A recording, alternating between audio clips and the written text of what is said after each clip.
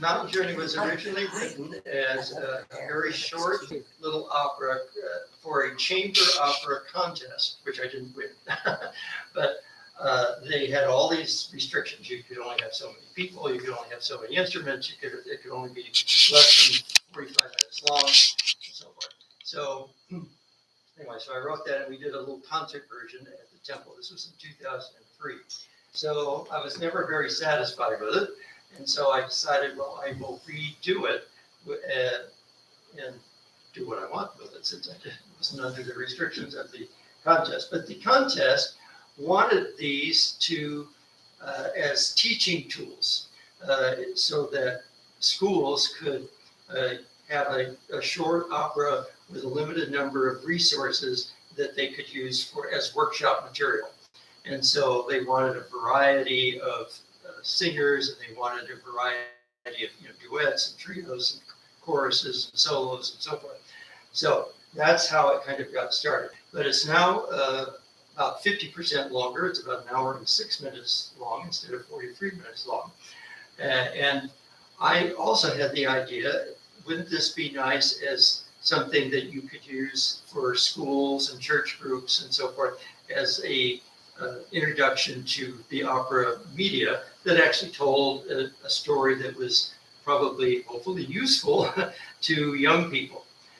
Because when I was in high school, when music was still appreciated and they actually wanted people to know about it, they took us to the music center for the Bartered Bride. And so we all were bused down there. Actually, the whole school was bused down to the music center to watch the Bartered Bride. But it seemed to me that it'd be nice if it were more relevant to teaching them something about life and so forth. So this is an interfaith opera, but it's couched in the terms of climbing up a mountain. So that's a metaphor for your spiritual climb, climbing up the spiritual mountain. And at about 2/3 or 3/4 of the way in is sort of the climax, where these cliffs expose messages, and they're out there. And when you look at the cliffs with the direct light, you see nothing except cliffs. But when the light shines on it at a certain angle, you see these messages coming out. So, and that's the same image. I didn't fake it. It's the same image of the rocks. It's just the lighting that's different. Now, I had to use AI pictures, and that was very challenging because I didn't have a sophisticated program. I just had the free online access. I didn't have either the financial resources or the time to learn a sophisticated AI program that would generate pictures that would exactly match. So you're going to see characters that look a little different in one scene than the other. They might even change clothes very quickly or something like that. So the pictures are just to give you the general idea of what's going on. I also had to use AI voices. I was very disappointed in my singers. I've had a group of singers that I've been using for virtual recordings, and during the pandemic, they were all eager to do these things, and now they're not so eager. And so I had a lot of trouble getting people to participate. A lot of them said they were going to participate and never did. So I ended up having to use a few AI voices as well.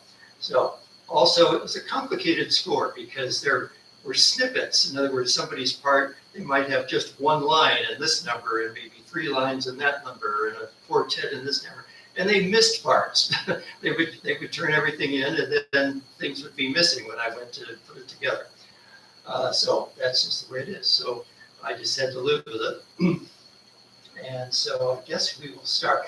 But just, I wanted everybody to hear this online as well as in person, that Swami Atmavidyananda will be here in person in mid-March. It's the actual date, 14th? Let me tell you, because he was kind enough to tell me.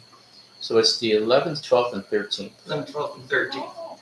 So if you know somebody that wants to be initiated, or if you want to be initiated and haven't been initiated, this would be the best time to do it. And so, and it's a rare opportunity. He is very, very busy. He services about at least a dozen sub-centers all over the country. So he's a very busy man. So he's older than I am, and he somehow manages to do all this. All right, so we will begin.